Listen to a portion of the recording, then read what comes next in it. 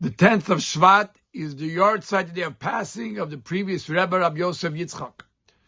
It's also the day that our Rebbe became the leader of the Chabad movement and the leader of worldwide Jewry. In the discourse that the previous Rebbe wrote to be studied on the 10th of Shevat, which is the day of his grandmother's yahrzeit, which ended up being the day of his yahrzeit as well, he talks about that God says in Shir Hashirim, Basi Ligani, I came to my garden. What does it mean that God came to his garden? Because when God created the world, God was here together with Adam and Chava in Gan Eden, and then through the sins of Adam and Chava and other generations, the Shekhinah, God's presence, left this world and went up from heaven to all seven heavens. And then Abraham came along and began bringing down the Shekhinah, God's presence, to one level, to another level, till Moshe Rabbeinu brought the Shekhinah down in this world in the Mishkan. But the Rebbe says that's not enough. It's not only that God rested in the Mishkan, but God must rest in every single one of us. V'shachanti b'socham, every single one of us. And how does that happen? The Rebbe, the leader of the Jewish nation, is the one who takes the Shekhinah. Moshe Rabbeinu took the Shekhinah from the Beis Hamikdash and brought it into the hearts of every single Jew.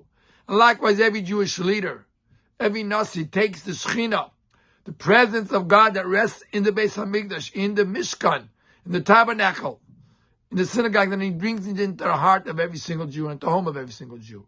We have to know that it's not, the Shekhinah doesn't only rest in the Beis Hamikdash, but it's in the hearts of every single one of us. And we have to live as if God is with us, not as if, God is with us, wherever we are. And we have to acknowledge his presence and act appropriately. And that is the way God is Sheichen, rest amongst every single Jew. We have to allow God into our heart. We have to allow God into our life, because whether we like it or not, he's there anyways. The question is he outside looking in? Or are we going to invite him in and make him one of our guests, and a guest that feels comfortable in our house, that he can live there? And it's all depends on us. If we do things right, if we connect with God, we connect with our leader, then we will have V'shakanti b'socham.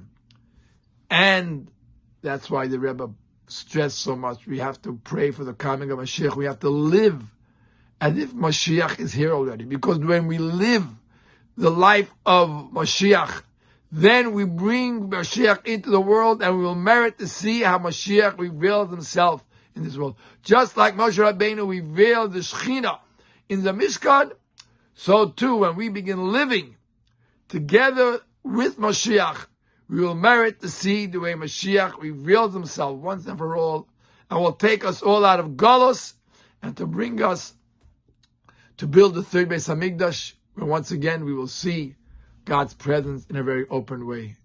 May God bless us that this day of Yud Shvat bring all the blessings that we need for great success materially, and we should take the material blessings that God gives it and transform it into spirituality, giving tzedakah, doing good things, and we'll merit for the Yom Shekol Shabbos of Menucha L'Chai Alamim, a day of a era of peace, harmony, and tranquility for every single one of us. B'mheira v'yameinu amen. Shabbat shalom to you all.